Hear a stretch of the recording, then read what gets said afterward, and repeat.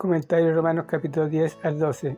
Capítulo 10. En este capítulo Pablo explica por qué Israel como nación está en su presente condición espiritual.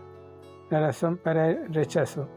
Versículos 1 al 13. La palabra clave en este capítulo es justicia. Los judíos querían justicia, pero trataban de obtenerla de la manera equivocada, como los fariseos descritos en Mateo capítulo 23, versículo 15. Los judíos gastaban su energía tratando de alcanzar una posición correcta ante Dios, pero hacían sus obras en ignorancia. La gente religiosa de hoy no es diferente. Piensa que Dios los aceptará por sus buenas obras. La Biblia habla de dos clases de justicia: justicia por obras, que viene al obedecer la ley, y justicia por fe, a los que confían y tienen fe en Jesucristo. Los judíos no querían someterse a la justicia por fe. Su orgullo racial y religioso los alejaba de la simple fe y los arrastraba a la religión ciega. Rechazaron a Cristo y se aferraron a la ley, sin darse cuenta de que Cristo era precisamente aquel para el que la ley había preparado el camino y que él mismo culminó en la cruz el reinado de la ley. La ley mosaica ya no es más la base que Dios usa para relacionarse con la humanidad. En relación con nosotros es en la cruz, donde Cristo murió por el mundo. Los versículos 6 a 8 son una buena ilustración de cómo Pablo usa pasajes del Antiguo Testamento para transmitir verdades del Nuevo Testamento. Moisés les advirtió al pueblo en contra de la desobediencia a la palabra de Dios, para que no arguyeran que la ley estaba lejos de ellos, aplicado especialmente al tiempo de la dispersión de Israel entre las naciones.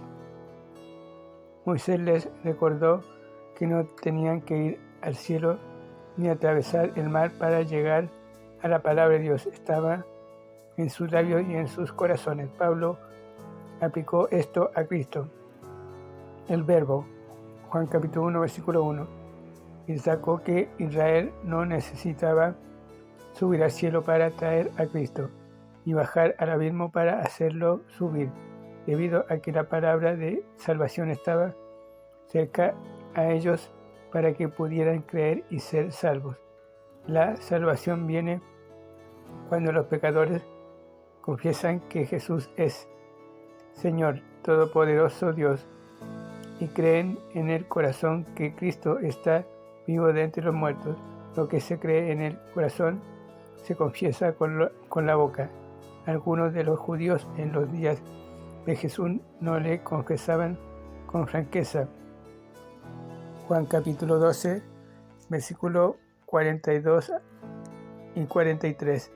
Cuando el pecador recibe a Cristo por fe y le confiesa abiertamente, demostrando así su fe, recibe el don de la justicia. En el versículo 11, Pablo cita nuevamente a Isaías capítulo 28, versículo 16.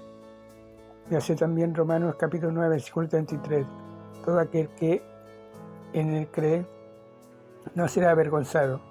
Al judío no le gustaba el término todo aquel, puesto que se creía el único pueblo escogido. Pero en el versículo 13 Pablo cita a Joel capítulo 2, versículo 32, para demostrar que cualquiera que invoca a Cristo es salvo, y no solamente el judío.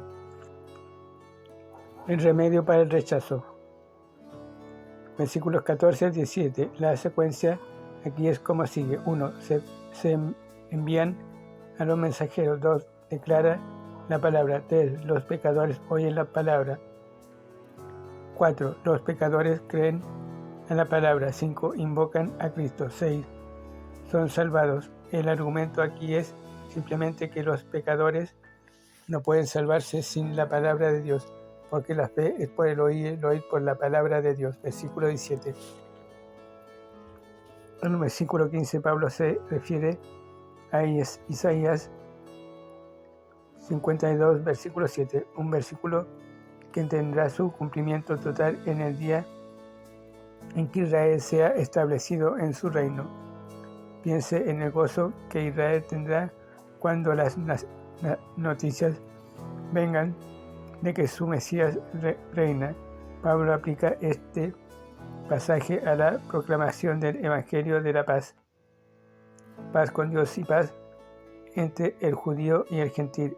Efesios capítulo 2, versículo 13 al 17.